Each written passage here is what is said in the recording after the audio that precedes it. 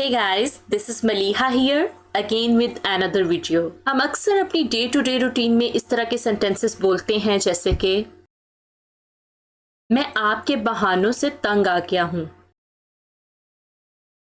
मैं तुम्हारे नखरों से तंग आ गया हूँ, अहमद उससे बात कर कर के तंग आ गया है, वो अपनी बीमारी से तंग आ गई थी।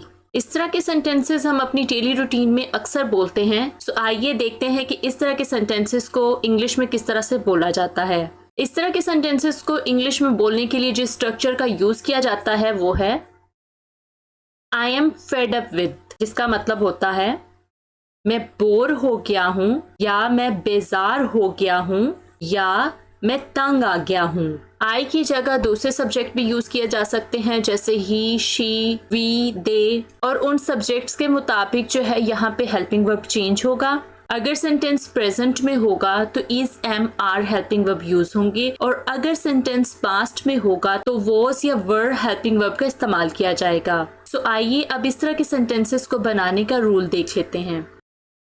इस तरह के सेंटेंसेस को बनाने का रूल है, सबसे पहले आएगा I am fed up with, उसके बाद आएगा नाउन, और अगर उस सेंटेंस में कोई वर्ब आएगी यानी कोई एक्शन वर्ड आएगा तो उसके साथ हम आईएनजी लिखेंगे। सो आइए अब इससे रिलेटेड कुछ एग्जांपल्स देख लेते हैं ताकि ये कॉन्सेप्ट जो है अच्छे तरीके से क्लियर हो जाए। फर्स्ट एग्जांपल, मैं आपके बहानों से तंग आ गया हूं। I am fed up with your excuses. I am fed up with your excuses. मैं यहाँ काम करने से तंग आ गया हूँ। I am fed up with working here.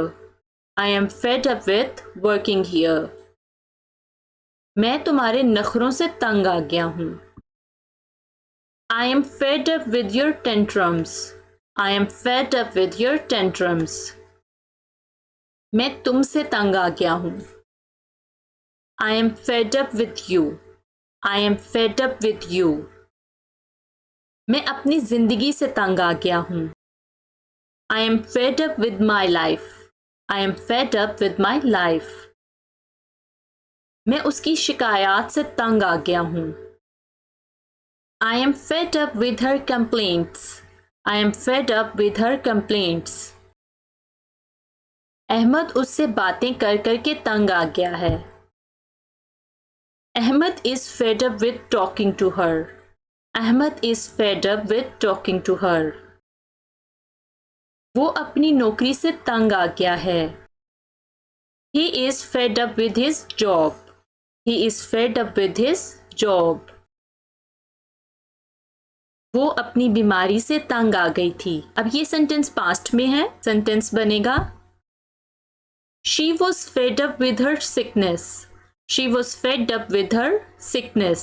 अब इन्हीं सेंटेंसेस को आप इंटेरोगेटिव में भी बना सकते हैं। जैसे इस सेंटेंस का हम इंटेरोगेटिव बना लेते हैं, क्या वो अपनी बीमारी से तंग आ गई थी।